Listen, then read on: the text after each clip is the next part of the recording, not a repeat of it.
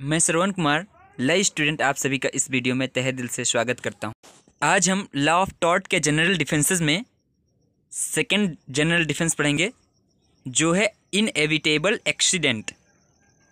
If the plaintiff has an unexpected injury owing to an unforeseen and inevitable event, मतलब अगर plaintiff को कोई जिसका एक्सपेक्ट नहीं किया जा सकता था ऐसा कोई इंजरी हो जाता है और जो किसी अनफॉर्सीन और इनएविटेबल इवेंट की वजह से हुआ है, जिसे टाला नहीं जा सकता और पहले से जिसे देखा नहीं जा सकता, in spite of reasonable care on the part of the defendant.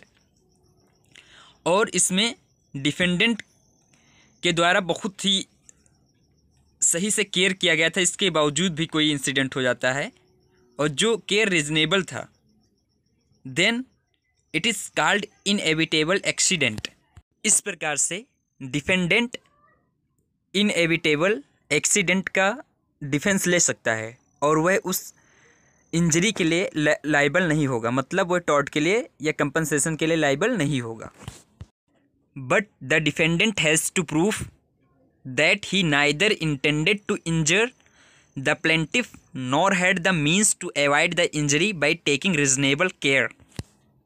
लेकिन डिफेंडेंट को प्रूव करना पड़ेगा कि उसका कोई भी पहले से इंटेंशन नहीं था कि वह प्लेंटिफ को इंजर करेगा, और ना ही उसके पास कोई अन्य तरीका बचा था या कोई तरीका रह गया था जिसके वजह से या जिसके प्रयोग करके वह इस इंजरी को हटा सके या अवॉइड कर सके। इतना सब फॉलो करने के बाद एक डिफेंडेंट इनएविटेबल एक्सीडेंट का डिफेंस ले सकता है और वह किसी भी टॉर्ट या कंपनसेशन के लिए लायबल नहीं होगा प्लेंटिफ के लिए, या मतलब प्लेंटिफ को कोई कंपनसेट नहीं करेगा। इनएविटेबल एक्सीडेंट को अच्छे से समझने के लिए एक केस लॉज या जजमेंट को देखते हैं। Stalin versus Powell. In this case one of the members of a shooting party accidentally shot at another member। इसमें एक शूटिंग पार्टी का एक मेंबर था, वह एक्सीडेंटली किसी अन्य मेंबर पर शूट कर देता है, mistaking his movement for that of an animal, और वह इस मिस्टेक में शूट करता है कि वहाँ पर कोई एनिमल था। The court held that the injury was an accident, और इस केस में कोर्ट हेल्ड करता है, मानता है कि ये एक एक्सीडेंट था। एग्जाम्पल के लिए, जैसे अगर आप किसी जंगल में शिकार खेलने गए हैं और आप एक झाड़ी में खुरखुराहट की आवाज़ होती है और वहाँ पर आप शूट कर देते हैं, लेकिन वहाँ पर एक जानवर के जगह पर कोई आदमी बैठा हुआ था, तो यहाँ पर आपको नहीं पता था और मतलब ये एक इनएविटेबल एक्सीडेंट के रूप में माना जाएगा और आप उसके लिए लायबल नहीं होंगे, क्योंकि यह जो घटना हुआ यह अनएक्सपेक्टेड था और इसे तुम फॉरसीन नहीं कर सकते थे, या मन अनफॉरसीनेबल था, और आपके द्वारा एक रीजनेबल केयर तो किया ही गया था। तो इसलिए यह कोई भी यहाँ पर कोई भी टॉर्ट आपके द्वारा कमिट नहीं किया गया है और आप किसी तरीके के कंपनसेशन के लिए लायबल नहीं होंगे और आप इनएविटेबल डिफेंस एक्सीडेंट का यहाँ पर डिफेंस ले सकते हैं।